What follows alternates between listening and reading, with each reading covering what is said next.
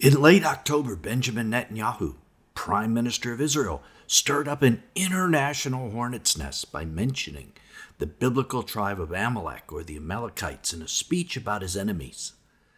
Does he know that they were a Nephilim tribe? He mentioned them as if they still exist. So do they still exist? And if so, what does that imply for the future? In fact, is Gog of Magog actually an Amalekite too?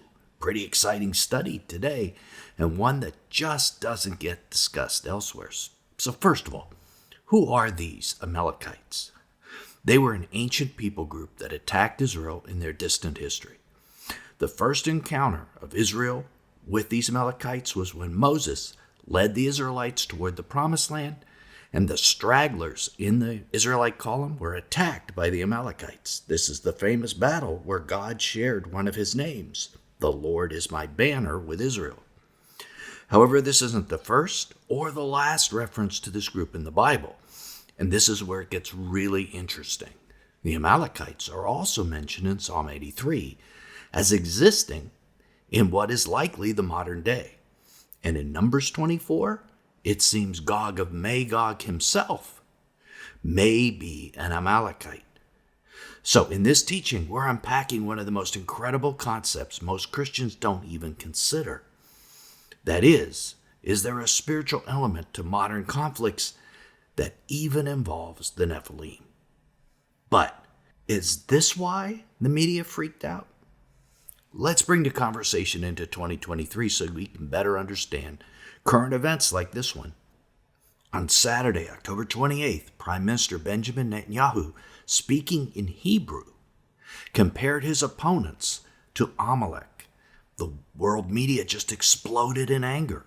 Here is exactly what Netanyahu said that created the firestorm.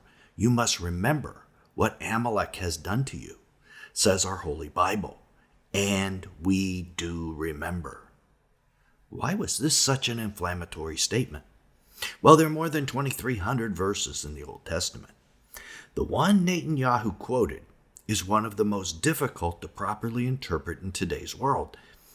And in this verse, God prescribed wiping out a people group, including even their animals. And verses like that have a history of being potentially misused to justify horrible acts. And that was the fear that the media had of this comment.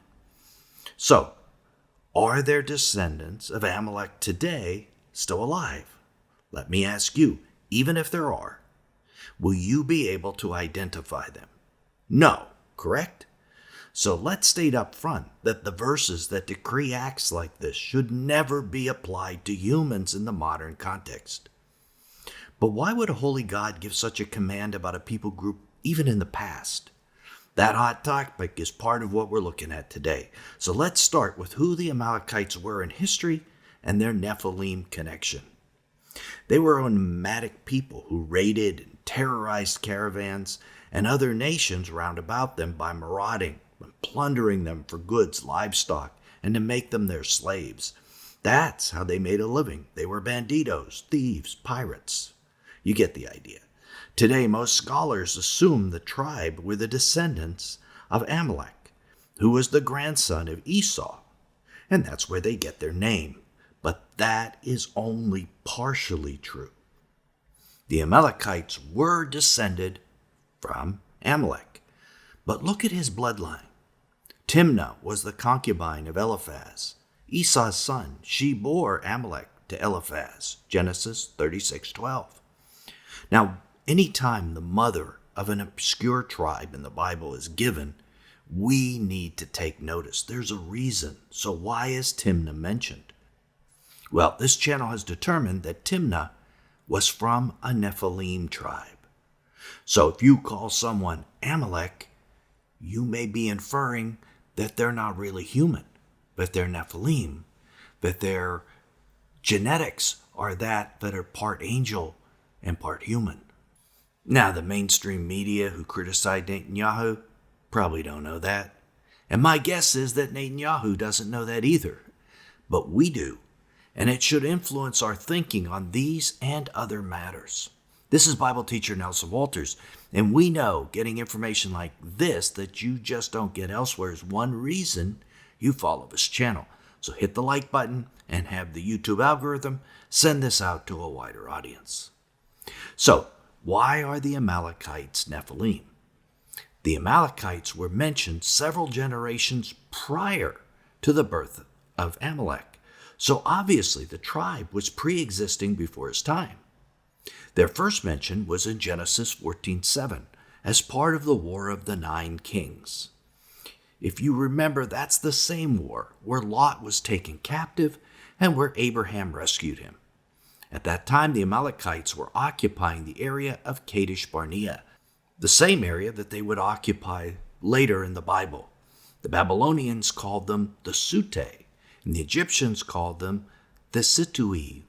So the Amalekites might have had more than one name, and Amalekite might just be the name that the Bible gives them, linking them to Esau, but they pre-existed Esau. And this tribe were descendants of Anak the giant. When Moses sent the spies into the land before the 40 years of wandering, this was their report. The people who dwell in the land are strong. The cities are fortified and very large. Besides, we saw the descendants of Anak there. The Amalekites dwell in the land of the Negev. We also saw the Nephilim there. The sons of Anak are part of the Nephilim. Numbers 13, 28, 29, and 33. Anak was the son of Arba. That's from Joshua 15:13, and Arba was the greatest man among the Anakim. Joshua 14:15, and we learn that the current city of Hebron was once named for this giant. So that whole region has lots of Nephilim connections. Now this Nephilim descent came through Amalek's mother, Timnah. We've mentioned her in Genesis 36:20 through 22. These are the descendants of Seir, the Horite. That's where we get Mount Seir from, by the way. The inhabitants of the land, Lotan, and Lotan's sister was Timnah.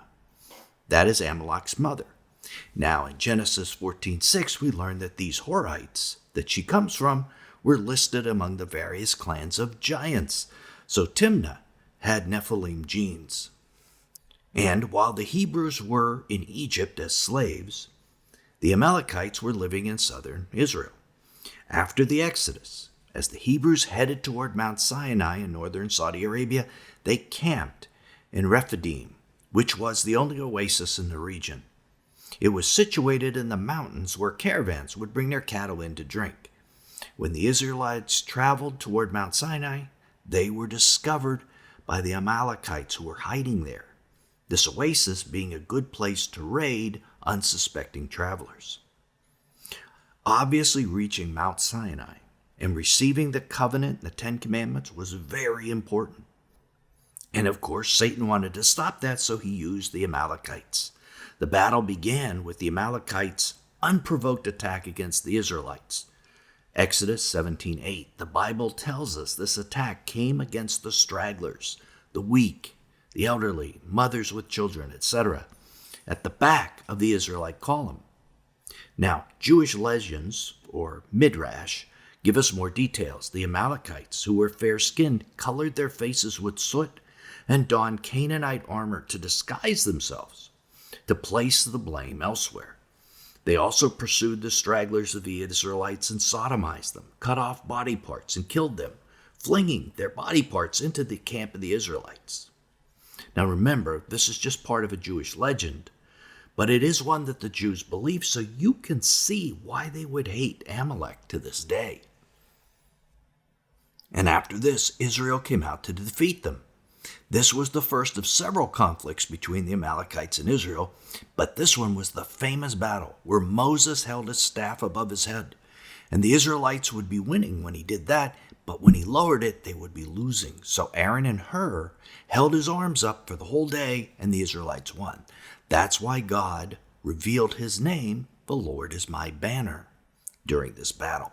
Notice what God said after the battle, though. Write this as a memorial in a book, he's saying this to Moses, and recite in the ears of Joshua that I will utterly blot out the memory of Amalek from under heaven.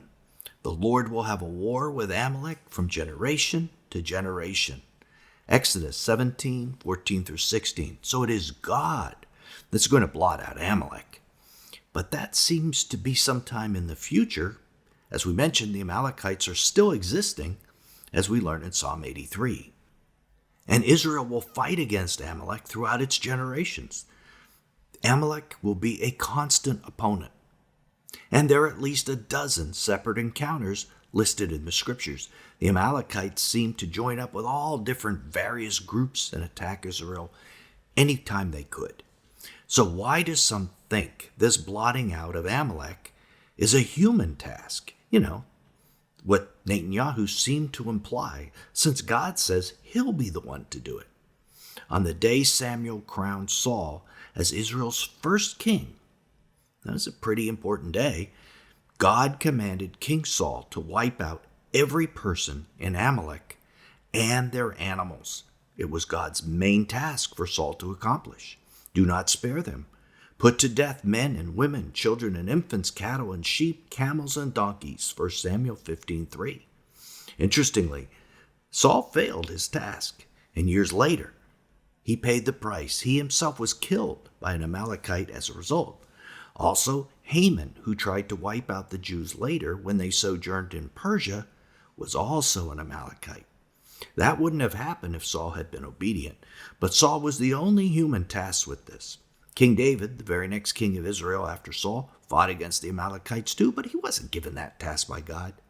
So we can assume this was Saul's task, and only Saul's task. Certainly not a task for those alive today. But this isn't the only time God ordered his kings and military leaders to wipe out a whole people group. There are several of those commands around that same time, during the invasion of Canaan by the Israelites back at the time of Joshua. These are among the hardest to understand commands in all of Scripture. Why would a righteous God command such a thing, including wiping out animals? Knowing God is just and righteous in all respects is the context, though, in which we should consider this question. Second, we have to ask, was it people he was ordering killed? Or were they hybrid Nephilims? God himself sent the flood to eliminate that Nephilim DNA from the earth. And these exterminations were very similar. It was the removal of the Nephilim bloodline, the corrupted DNA. And as we stated earlier, and I can't overstate this, because we can't identify this DNA now, or who is an Amalekite and who isn't, we should not even consider obeying these commands ourselves today. I just have to make that clear. Another question, though, is why animals? We know from the non-canonical book of Enoch that the fallen angels even corrupted the genes of animals. Might they have done this with the Amalekite animals as well? We don't know. That's a good guess why God wanted the animals removed. Which brings us to Gog. In Numbers 24, we see the prophecy of Balaam. The prophet who had a donkey speak to him. In that prophecy, he mentions the Amalekites in a context that refers to the time of the second coming. Amalek was the first among the nations, but his end is utter destruction. Numbers 24:20. In our English Bibles, this passage also mentions Agag, who was the king of the Amalekites at the time that Saul was ordered to destroy them. It mentions that Israel's ultimate king, the Messiah Jesus, will be greater than Agag. So that places the Amalekites at the second coming, at which time they'll be destroyed. That's interesting. But what's even more interesting is that the Dead Sea Scrolls, which are 1,000 years older than the Masoretic text, which our English Bibles are based on, don't say Agag there. They say Gog. Yes, like Gog of Magog. So, that is fascinating. The ancient Dead Sea Scrolls version has Gog in that place, while the more modern Masoretic text has Agag. Now, these names are very unusual in Hebrew, since there aren't any vowels the vowels aren't included. They happen to be spelled exactly the same. So we have to ask the question, is Gog Agag? And vice versa, is Agag Gog? Is this a clue that Gog of Magog may be an Amalekite? Well, if Gog is the Antichrist, which this channel believes he is, then he is likely a hybrid being, just like the Amalekites were. And this makes that analogy even more likely. But you're probably thinking, wait a minute, what did he just say? Gog is the Antichrist? Yes, and this passage in Numbers 24 actually proves that. And you could prove it to yourself. Click right here to keep watching and see a fascinating interview that I had with Travis Snow as we discuss this issue and what it means. Till then, this is Nelson, and I'll see you there.